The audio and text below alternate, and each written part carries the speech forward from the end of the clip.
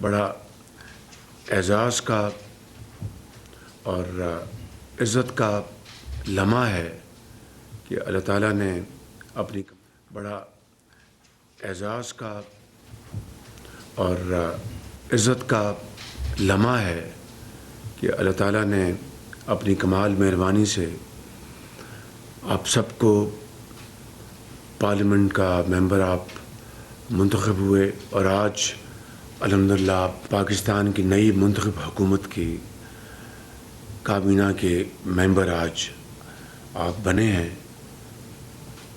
میں اپنی طرف سے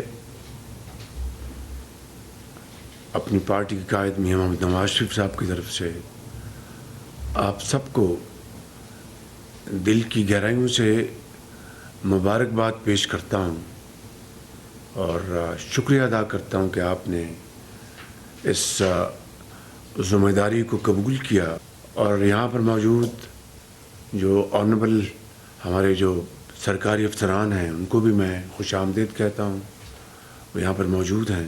آج کابینہ کا یہ پہلا اجلاس ہے تو میں چاہوں گا کہ کچھ باتیں میں آپ کی خدمت میں عرض کروں اور یہ باتیں نہ صرف ہماری جو کارکردگی ہے یہ اس کے حوالے سے ہیں، ہماری جو قوم کے ساتھ اور سب سے بڑھ کر اس ذات باری تعالیٰ کے ساتھ جو ایک کمٹمنٹ ہے کہ ہم منتخب ہوئے ہیں اس قوم کی خدمت کے لیے، وہ ذمہ داری اللہ تعالیٰ ہمیں اپنی کمال مہربانی سے اس کے لیے ہمیں طاقت عطا فرمائے اور ہماری رہنمائی کرے کہ ہم پاکستان کے عوام کی خدمت کے لیے شبانہ روز ان کی خدمت میں جٹ جائیں اور پاکستان کو مل کر سب مل کر جو کابینہ میں جو آپ آنریبل پولیٹیکل جو لیڈرشپ ہے، جو گورنمنٹ آفیشلز ہیں، پاکستان کے عوام، پاکستان کی پارلیمنٹ، صوبے مل کر ہم سب پاکستان کی ایک نئے ولولے اور کمٹمنٹ کے ساتھ خدمت کریں اور تاریخ میں ہمارا یہ ذکر ہو سکے کہ ہم نے حد المقدور خدمت کی تھی، باقی اللہ تعالیٰ کے ہاتھ میں ہے۔ آپ جانتے ہیں کہ 8 فروری کے الیکشن میں قوم نے ایک سپلٹ مینڈیٹ دیا اور مختلف پارٹیوں کو مینڈیٹ ملا جس میں پی ایم ایل شامل ہے، پیپلز پارٹی ہے، یہاں پر موجود ہمارے جو اتحادی پارٹیز ان کو مینڈیٹ ملا ہے اور ہمیں سب کا احترام کرنا ہوگا اور اس مینڈیٹ کا تقاضا یہ ہے کہ ہم اب مل کر اپنی توانائیاں مجتمع کریں اور مل کر ہم اس خدمت کے سفر کی طرف سے تیزی سے ہم قدم اٹھائیں۔ جو پچھلے 16 ماہ میں جو ہماری حکومت تھی اس کی کارکردگی پوری قوم نے دیکھی، لیکن انتہائی عاجزی کے ساتھ مگر اعتماد کے ساتھ میں یہ کہہ سکتا ہوں کہ اللہ تعالیٰ کے فضل و کرم سے جو سب سے بڑی جو خدمت تھی اس حکومت کی کہ قوم کو دیوالیہ ہونے سے اس حکومت نے بچا لیا تھا، اور یہی وجہ ہے کہ اس کے بعد جو انٹرم گورنمنٹ مارز وجود میں آئی تو ہماری جو اکنامک سچویشن جو ہے وہ کنٹرول میں رہی، وہ مزید ابتر نہیں ہوئی۔ گو کہ آج اب ہم نے یہ ذمہ داری سنبھالی ہے اور جس طرح میں نے پارلیمنٹ میں اپنی تقریر میں خدمت عوام کی خدمت میں عرض کی تھی کہ چوائسز تھی کہ جناب ہم should we be silent spectators اور بی کاؤنٹڈ، تو قومی ذمہ داری نے، سیاسی ذمہ داری نے، بطور ایک پاکستانی، بطور ایک مسلمان، ہم سب نے یہ فیصلہ کیا کہ ہماری ایک سب سے بڑی اب ذمہ داری یہ ہے کہ ہم کچھ ہو جائے، حالات کچھ ہو، اب ہم انشاءاللہ اس ملک کی ذمہ داری کا بوجھ سنبھالیں گے کہ جب ہم نے حزب مخالف کو انوائٹ کیا تھا، وہ حکومت بنانے میں کامیاب نہ ہوئے، تو ظاہر ہے پھر یہ ذمہ داری ہم نے سنبھالنی تھی، اور اس کا اب تقاضا یہ ہے کہ وقت ضائع کیے بغیر ہم تیزی سے اس سفر کی طرف روانہ ہوں جس کا عوام کو انتظار ہے۔ میں یہاں پر عرض کرنا چاہتا ہوں کہ کل پہلا روزہ ہے انشاءاللہ پاکستان میں، اب سب کو مبارک ہو۔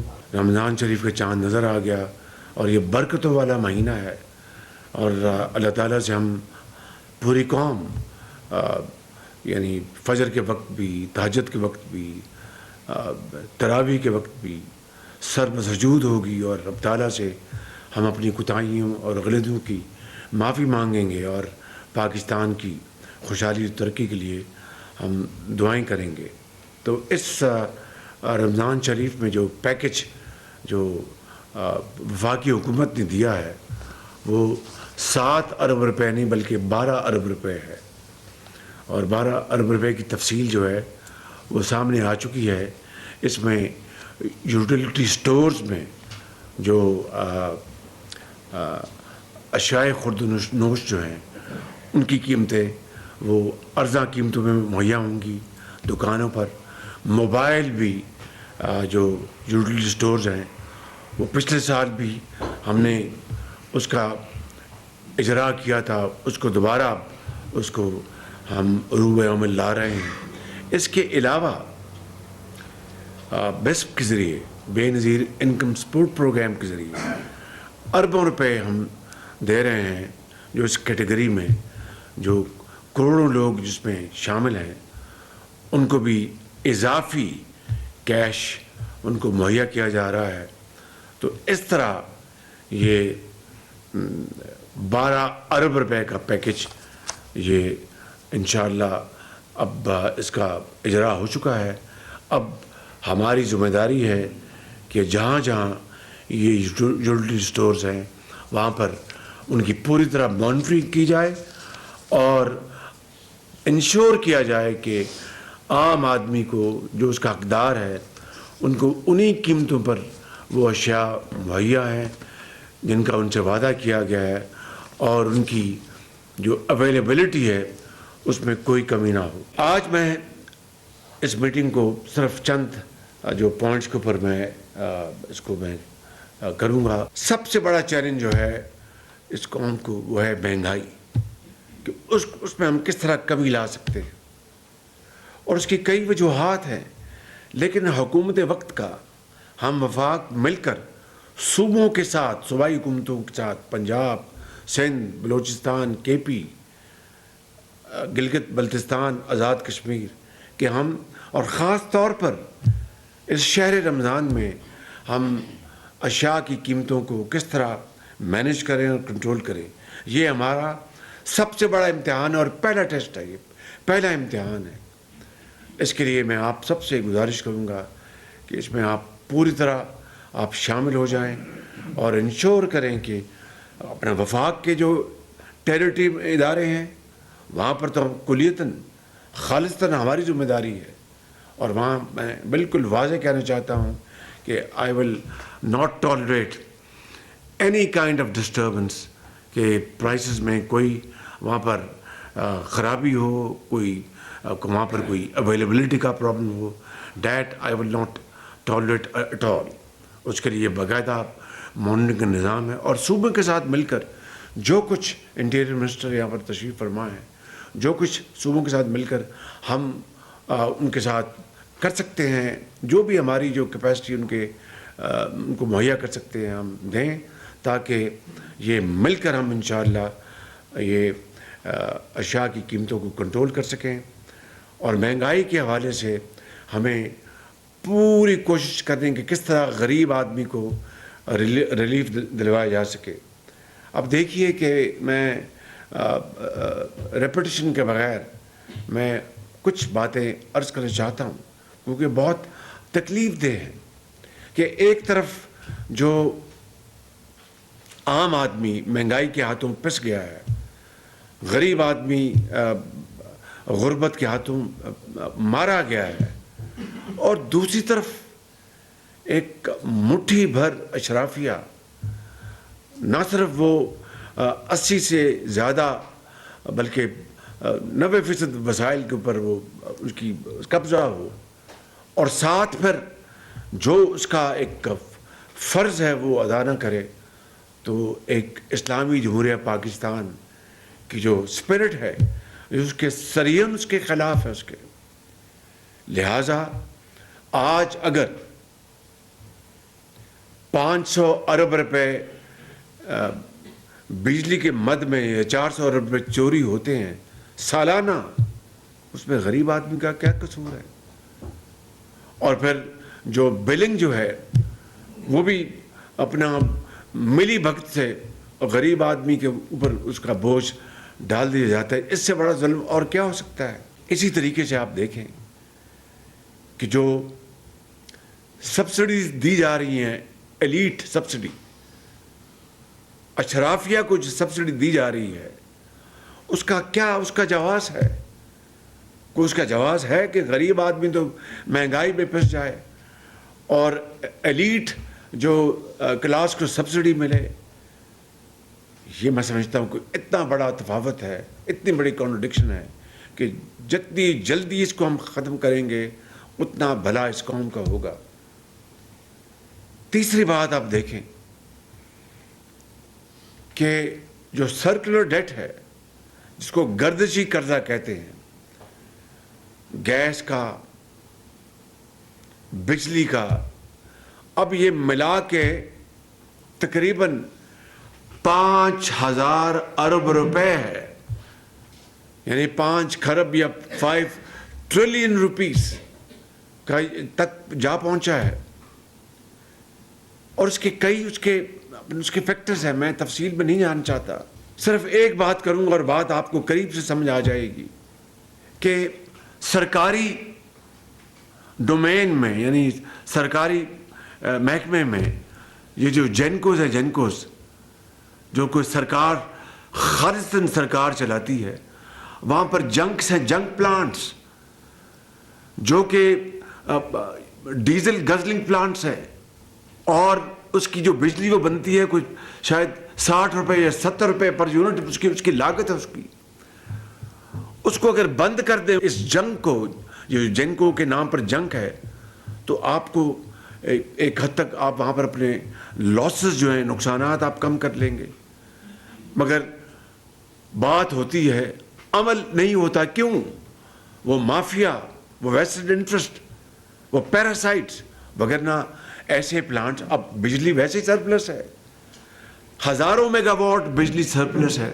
اس کا تو ہم نے سوچا نہیں کہ بھئی سرپلس بجلی کو، اس کی کھپت، اس کی پروڈکٹیو یعنی منافع بخش کھپت کس طرح کی جائے. اس کی کوئی انوویٹو اس کی منصوبہ بندی وہ تو نہیں ہے. وہ جو جنک جو ہے جنکوز میں وہ چلنے چاہیے.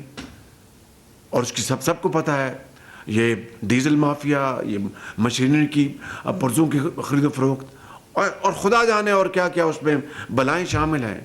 لیس سیٹ دین بیٹر کہ ہمیں یہ وہ خرافات ہیں، یہ وہ جو کینسر ہے، موذی کینسر، جس نے ہمارے اس خاکی جسم کو بالکل اس کو کھوکھلا کر دیا ہے.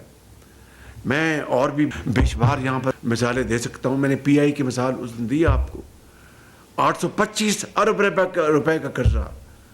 یہ جو ایس او ایز ہیں، اسٹیٹ اونڈ انٹرپرائزز، کئی سو ارب روپے سال کا لاس ان کا ہے. یہ آپ کی جو جس میں ڈسکس شامل ہیں، جس میں آپ کے اور بے شمار ادارے شامل ہیں، اور وہاں پر سرکار بیٹھی ہے، تنخواہیں دی جا رہی ہیں، اور نقصانات ہو رہے ہیں، اور پیسہ ادھار لے کے نقصان پورا کیا جا رہا ہے، کسی کو پرواہ نہیں ہے. تو کیا اگر 76 سال بعد ہم اس نہج پر پہنچ گئے ہیں کہ جہاں پر اپنی جو تنخواہیں ہیں سرکار کی وہ بھی ہم اپنا ادھار لے کے دے رہے ہیں، اور اس کا ہم نزلہ غریب آدمی کو پر ہم اس کو پھینک دیں، اور اس کے اوپر بوجھ ڈالیں.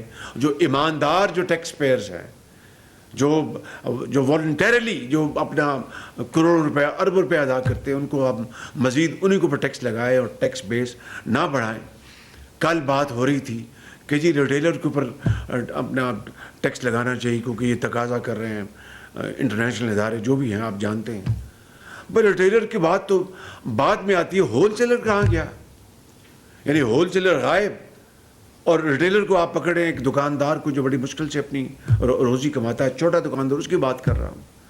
یہ وہ ہے کانٹرڈکشنز, یہ ہیں وہ ویسٹرن انٹرسٹ جس نے آج اس بات پہ میں سمجھتا ہوں کہ میں کہنے پہ مجبور ہوں کہ اٹس ڈو اور ڈائی, اٹس ناؤ اور نیور, پرفارم اور پیرش. تو میں بڑے ادب سے یہاں پر یہ گزارش کرنا چاہتا ہوں, بہت ادب سے, کہ تمام آنریبل ممبرز آف میری جو کابینہ کے ہیں, کہ آج ہمیں اگر یہ ذمہ داری سنبھالی ہے, یہ بیڑا اٹھایا ہے, تو نہ یہ وزارتیں بانٹنے کا معاملہ ہے, نہ یہ میرا اور تیرا ہے, یہ ہمارا ہے, ہمارا کاز, ہماری ذمہ داری. اس کے لیے ہمیں اپنا فل فار, اور یہ جرنی ہے, میں نے تقریر میں بھی کہا تھا, پھر دہراتا ہوں, it's a journey full of blood, sweet and sacrifice, nothing else. راستے میں ہمالیہ نما ہمیں چیلنجز آنے ہیں, سمندر آنے ہیں, بڑے بڑے گہرے مسائل کے, مشکلات کے, مگر وہی قومیں وہ تیر کے کنارے لگتی ہیں جن میں جستجو ہو اور لڑ مرنے کا پورا اس میں ان میں ایک جذبہ ہو, مل کر آپس میں لڑائیاں نہیں لڑنی, آپس میں نہیں لڑنی, غربت کے خلاف مل کر جنگ لڑنی ہے, بے روزگاری کے خلاف مل کر جنگ لڑنی ہے, مہنگائی کے خلاف مل کر جنگ لڑنی ہے, کرپشن کے خلاف مل کے جنگ لڑنی ہے. اب یہ میں نے پورے ایک ہفتہ جو میں نے اوتھ اٹھایا, تو میں نے پورا الحمدللہ ہفتہ میں نے لی ہیں, پریزنٹیشن لی ہیں, اور ہر شعبے کی, آپ کی ایف بی آر کی, جو ہماری ریونیو ہے, ہمارے جو دوسرے جو معاملات ہیں, ان سب کے اوپر میں نے میٹنگز لی ہیں. اب آپ بتائیے کہ یہ جو آپ کا جو ایف بی آر ہے, جتنا سال کا ریونیو اکٹھا کرتا ہے, ایک اندازہ ہے, خدا جانتا ہے کہ ایک اندازہ ہے کہ اگر 100 روپے محصولات کی مد میں اکٹھے ہوتے ہیں تو 300 روپے جو ہیں وہ بالکل جیبیں اس سے گرم ہوتی ہیں. یعنی 3 گنا زیادہ جو ٹیکس لگے ہوئے ہیں. زیادہ ٹیکس لگانے کی بات نہیں کر رہا, میں تو ان لوگوں میں شامل ہوں کہ حامی ہوں کہ ٹیکس کو, ہمیں ٹیکس سلیبس کم کرنے چاہیے تاکہ بزنس بھی چلے, روزگار بھی چلے, اور جو بیس جو ہے اس کو ایکسپینڈ کرنا چاہیے. لیکن جو ٹیکس لگے ہوئے ہیں, چاہے وہ امپورٹ ڈیوٹیز ہیں یا اور آپ کی جو مختلف مدات ہیں, اگر 100 روپیہ اکٹھا ہوتا ہے سال کا تو 300 روپیہ اپنا غائب. یعنی اس کا مطلب اگر 1000 ارب اکٹھا ہوتا تو 3000 غائب, اگر 2000 ارب اکٹھا ہوتا تو 6000 غائب. یعنی یہ ریشو ہے سائفننگ آف کی, لیکیج کی. تو پھر ادھار نہیں لینا تو پھر کیا لینا ہے؟ ملک تباہ نہیں ہونا تو کیا ہونا ہے؟ پاکستان کی معاشی تباہی نہیں تو اور کیا ہوگا؟ یہ ہیں وہ چیلنجز, یہ ہیں وہ مشکلات جس کا آج مجھے سامنا ہے, آپ کو اور پوری قوم کو سامنا ہے. اور اس کی ذمہ داری کس کی ہے؟ وہ منتخب حکومت کی. عوام نے ہمیں ذمہ دار اب ٹھہرانا ہے. ہمیں انہوں نے اگر یہ ووٹ دیا ہے تو ان کی اب آپ جواب دیں. ہم ہیں, اللہ تعالیٰ کو جواب دیں اور عوام کو جواب دیں. میں بڑے ادب سے عرض کرنا چاہتا ہوں اپنی کولیگز کی خدمت میں کہ now we will not dither or delay thing, no waste of time. 1 second کا بھی وقت کا ضیاع جو ہے میں قبول نہیں کروں گا. اور آپ میری ٹیم ہیں, بہت قابل لوگ ہیں. اپنا it's a combination of youth and experience جو میرے سامنے موجود ہیں. تجربہ اور جواں خون, یہی مل کر ایک انجن بنتا ہے جو قوموں کو آگے لے کے جاتا ہے. تو مجھے اس میں کوئی دو رائے نہیں کہ انشاءاللہ آپ اس میں ایک पूरी एक एब्सोल्यूट कन्विक्शन के साथ, एक साधक जज्बों के साथ, हिम्मत के साथ, अज़्म समीम के साथ और समीम कल्ब के साथ आप इंशाअल्लाह इस सफ़र में, मेरे जर्नी में मेरे साथी बनेंगे और हम मिलकर इंशाअल्लाह हम पाकिस्तान को अजीम बनाएंगे। Easier said then done. जुमला कहना बहुत आसान है, करना जो है वो न सिर्फ मुश्किल है, आज के दौर में इंतहाई मुश्किल है। मगर वही कौमें आगे बढ़ी हैं, वही कौमें उन्होंने पहाड़ और दरिया उन्होंने अबूर किए, जिन्होंने फैसला कर लिया था कि हम हर सूरत हम अपनी मंजिल पाएंगे। अगर अल्लाह ताला को कुछ और मंजूर तो उसकी मर्ज़ी, उसकी शान है, वो मालिक है, लेकिन वो मेहनत रायगा नहीं कभी ज़ाहिर नहीं करता। हम तो खैर उस दीन के हम पैरोकार हैं। 14 साल पहले जो हमें अल्लाह ताला ने अता किया, नबी करीम सल्लल्लाहु अलैहि वसल्लम की वसातत, हम तो उस दीन के पैरोकार जो मेहनत की बात करता है कि नमाज अदा करो और निकल जाओ अपने रिज़्क़ की तलाश में। अल्लाह ताला तो जो इस दीन को फॉलो भी नहीं करते, उनकी भी मेहनत ज़ाहिर नहीं करता। तो जो उस मालिक को मानने वाले हैं, इस्लाम के दाई हैं, उनकी मेहनत क्यों अल्लाह ताला ज़ाहिर करेगा? लेकिन फूकों से नहीं, किसी सूरत भी, और जादू टून, सिर्फ और सिर्फ मेहनत और मुसलसल मेहनत और मेहनत, उसके ज़रिए इंशाअल्लाह मैं समझता हूँ कुर्बानी का जज्बा होगा, इशार का जज्बा होगा, मेहनत का जज्बा होगा, तो हमारी कश्ती ज़रूर मईंदार से निकल किनारे लगेगी इंशाअल्लाह। इसमें मुझे कोई शक नहीं है। It's like life and death, हम इसमें कोई किसी को डाउट नहीं होना चाहिए। अल्लाह ताला हमारी मदद करेंगे। तो इसलिए मैं समझता हूँ, मैं अभी ये जो बरसात की वजह से जो तबाही हुई बलूचिस्तान में, केपी में, आज़ाद कश्मीर में, अभी वहाँ पर होके आया मैं, किस तरह उनके प्यारे उनको बिछड़ गए, माओं की गोदें, उनकी माओं की गोदें उजड़ गईं। तो ये कुदरती आफात जो हैं, ये उसका भी हमें सामना करना है। ये क्लाइमेट चेंज का जो क़यामत ख़ेज़ जो उसकी जो डेवस्टेशन है, उसका भी हमें करना है।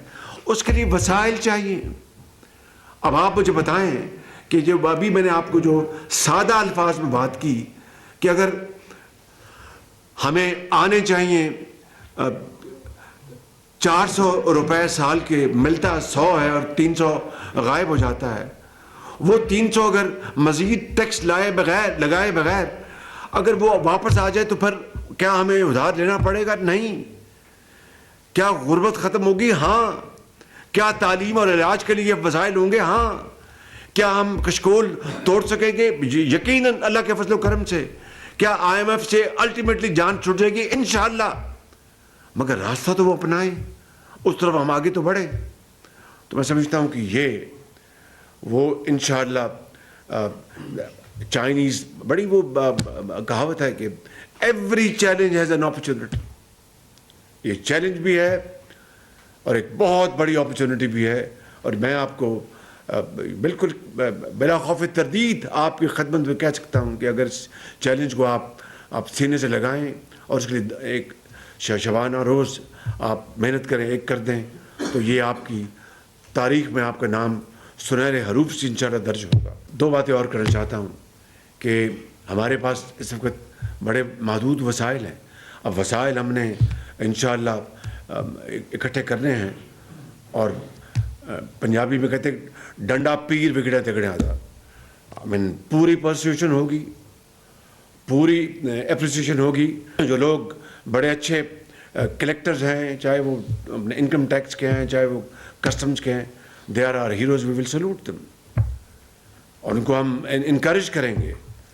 और जो ब्लैक शीप है उनकी परेड कराएंगे इंशाअल्लाह, ताकि अपना ब्लैक और वाइट का बड़ा वाज़ेह फ़र्क कौम को नज़र आए कि हाँ जी ये लोग हैं जो कि कौम की खिदमत कर। इसी तरह जो एक्सपोर्टर्स हैं, जो बिज़नेस जो में इनोवेशन ला रहे हैं, हमारी कौम की बच्चियाँ और बच्चे हैं जो बड़े इनोवेटिव माइंड, उनको SMEs जो बनाना चाहते हैं, उनको हमें कैपिटल देना है, उनको हमें स्किल्स देनी है। वो सारा हम इंशाल्लाह प्रोग्राम करेंगे। क्योंकि यूथ जो बल्ज जो है, again it's a challenge yet a great opportunity. اور اس بلج کو ہم نے کنورٹ کرنا انٹو گریٹ اپرچونٹی, اور اس کے لیے پورا ایک اکنامک پلان بنائیں گے انشاءاللہ, اس کے لیے پورا کام کیا جائے گا. اور میں وہ جلد انشاءاللہ ہم جو ہماری جو اس بارے میں جو فیصلے ہوں گے وہ میں قوم کے سامنے لے کے آؤں گا. ترقی اور خوشحالی کے حوالے سے جو SIFC جو مارز وجود میں آ چکا ہے, وہ ایک بہت ایک افیکٹو وہ ایک میکنزم ہے. باہر کے ناقد جو باتیں کرتے رہیں کہ آپ کو آم کھانے سے غرض ہے یا گٹھلیاں گننے سے غرض ہے. If SIFC can play an effective role in promoting Pakistan's investment climate and attract investment and cut red tape and delays and inordinate and serious delays, تو کیا اس سے قوم کا بھلا ہوگا یا اس سے قوم کا نقصان ہوگا؟ It's simple. تو اگر بھلا ہے تو we will most definitely go towards that road and support that mechanism to the hilt. اور اس کے لیے جو بھی ہمیں مزید اس میں امپرومنٹ کرنی ہے انشاءاللہ وہ کریں گے, تاکہ اس میکنزم کو ہم روبسٹ بنائیں. اور آخری بات میں یہ کرنا چاہتا ہوں کہ وہ زمانہ چلا گیا. میں آپ کو بلا خوف تردید کہہ رہا ہوں, آج بھی میں ایک انتہائی برادر ملک کے ایک سفیر کو ملا اور میں نے خود ان کو کہا, وہاں پر فارن منسٹر صاحب تشریف فرما تھے, میں نے کہا کہ میں آپ کو واضح الفاظ میں گزارش کرنا چاہتا ہوں کہ میں اب قرض کی بات نہیں کروں گا, سرمایہ کاری کی بات کروں گا. اور وہ رسپانسبلٹی ہماری ہے, ذمہ داری ہماری ہے. بینکبل فیزیبلٹیز ہم نے بنانی ہے, چاہے ایک اپنا ایک اسٹیل کا پروجیکٹ ہے یا ایک ماربل کا پروجیکٹ ہے, ایگریکلچر کا پروجیکٹ ہے. We are the one who need investment in this country. تو ایک بینکبل فیزیبل پروپوزیشنز بنانی ہماری ذمہ داری ہے. میں سیکرٹری اسٹاف بیٹھے ہیں, بڑے آنریبل آفیسر ہیں, کتنی کیپیسٹی ہے ہماری یہ فیزیبلٹیز بنانی, کتنے کنسلٹنٹ ہم نے ورلڈ کلاس ہائر کیے, کتنی ہم نے ایبزارب کی اپنی اداروں میں یہ ٹیکنیک. مطلب کہنے کا یہ کہ ہیو ہارٹ. آج میں بتا رہا ہوں, آج ہی جو آپ کے جو ایئرپورٹس ہیں ان کو ہم نے آؤٹ سورس کرنا ہے. ہم نے پچھلی جو ہماری ٹرم تھی اس کی باقاعدہ فیزیبلٹی ہر چیز کر کے ہم وہ انٹرن گورنمنٹ کو ہم نے دے دی. انہوں نے پوری کوشش کی, یقیناً کوشش کی ہوگی, لیکن آج مجھے انہوں نے بتایا کہ جی اس کی جو بڈز آنی تھیں وہ اس 15 یعنی چند دن بعد آنی ہے, 15 مارچ, تو ٹائم ایکسٹینڈ کرتے ہیں. میں نے کہا کیوں؟ کہ جی ان کو پتہ تھا کہ یہ انٹرم گورنمنٹ ہے, تو انٹرم گورنمنٹ میں تو وہ انویسٹمنٹ تو نہیں آنی تھی. میں نے کہا 15 مارچ تو انٹرم گورنمنٹ نہیں ہے, 8 فروری کو الیکشن ہوئے, 15 March was a safe very safe date کہ 8 فروری کو الیکشن ہوں گے, 15 مارچ تک نئی گورنمنٹ آ چکی ہوگی. تو اب تو نئی گورنمنٹ آ گئی ہے اور آج 11 مارچ ہے, تو 4 دن بعد ان کے نہیں ان کو ٹائم چاہیے. تو معاملے مجبوری میں نے 1 مہینہ بڑھایا کہ چلو ٹھیک ہے, کیونکہ اگر میں یہ ایگری نہ کرتا اور کوئی بڈ نہ آتی تو یہ دوبارہ پروسیس شروع ہو جاتا اور 3 مہینے اور خوار ہو جاتے ہمارے. اسی طرح PI کا جو سارا انٹرم گورنمنٹ میں کام ہوا ہے اور بڑی میں نے دیکھا بہت اچھا کام ہوا. اب اس کی جو ہے کٹ آف ڈیٹ, میں نے کہا انہوں نے مجھے بتایا کہ جون جولائی. میں نے کہا بالکل نہیں, آپ اس کو اپریل رکھیں. بڑی مشکل سے ان کا چلیے آپ ہمیں مئی دیں, مئی سے ہم ول ورک بیکورڈس اور سارا کر کے آپ کو. تو یہ چیلنجز ہیں. اب 840 ارب روپیہ صرف PI, اور اگر 840 ارب روپیہ آپ کے پاس, میں مثال دے رہا ہوں, اویلیبل ہو, just to let you know, I mean simple equation. یہ جو Pakistan kidney and liver centre جو ہے یہ بنا تھا 18-20 ارب روپے میں, تو 800 ارب روپے آپ کے پاس ہو تو پورے پاکستان میں یہ اپنا کینسر کے اسپتالوں کا جال بچ جائے, پورے پاکستان میں ایک جدید یونیورسٹیز کا جال بچ جائے, پورے پاکستان میں ایکسپورٹ زون کا جال بچ جائے, پورے پاکستان میں ایگریکلچر کا ایک ریولوشن آ جائے, 800 ارب پھر بھی ختم نہ ہو, مگر it's gone down the drain. اسی طرح میں آپ کو کیا گنواؤں کہ کیا اس وقت حالت ہے. تو میں سمجھتا ہوں کہ سرجیکل آپریشن کرنا ہمیں, اور اینٹی بایوٹک سے کام نہیں چلے گا بالکل. ڈیپ سرجری ہوگی تاکہ یہ خداداد ملک پاکستان یہ صحیح معنوں میں یہ جڑیں پکڑ لے. Ladies and gentlemen, I want to conclude on this note, wherever there's a will, there's a way, and it's never too late. آج فیصلہ کر کے اٹھیں, اللہ تعالیٰ کے حضور یہ دعا کریں کہ ہم اپنی آخری جو قطرہ بہا دیں گے, ایمانداری سے محنت کریں گے, باقی نتائج اس مالک کے ہاتھ میں ہیں, انسان کے ہاتھ میں نہیں, لیکن وہ کبھی کسی کی محنت رائے گاہ نہیں جانے دیتا. اس خدا کا نظام ہے, اس کا یہ قانون ہے. تو اس سے ہم مدد مانگیں, اس سے رحم مانگیں, اور انشاءاللہ ضرور مل کر انشاءاللہ ہم اس ملک کو ہم بڑی تیزی سے آگے لے کے جائیں گے. میں نے جس طرح کہا کہ مشکل ضرور ہے, bit difficult but not impossible. تو اس شعر پہ میں اپنی بات ختم کرتا ہوں کہ جب اپنا قافلہ عزم و یقین سے نکلے گا, جب اپنا قافلہ عزم و یقین سے نکلے گا, جہاں سے چاہیں گے رستہ وہیں سے نکلے گا. وطن کی مٹی مجھے ایڑیاں رگڑنے دے, مجھے یقین ہے چشمہ یہیں سے نکلے گا. Thank you very much, God bless you. وزیر اعظم شہباز شریف کا وفاقی کابینہ اجلاس سے خطاب, جس میں انہوں نے کہا کہ ہم قوم کی خدمت کے لیے منتخب ہوئے ہیں, قوم کی خدمت کے لیے اللہ ہمیں طاقت اور رہنمائی عطا فرمائے. انہوں نے کہا کہ 8 فروری کے الیکشن میں قوم نے منکسب مینڈیٹ دیا, الیکشن میں مختلف جماعتوں کو مینڈیٹ ملا, نون لیگ سمیت اتحادیوں کو مینڈیٹ ملا, سب کا احترام کرنا ہوگا.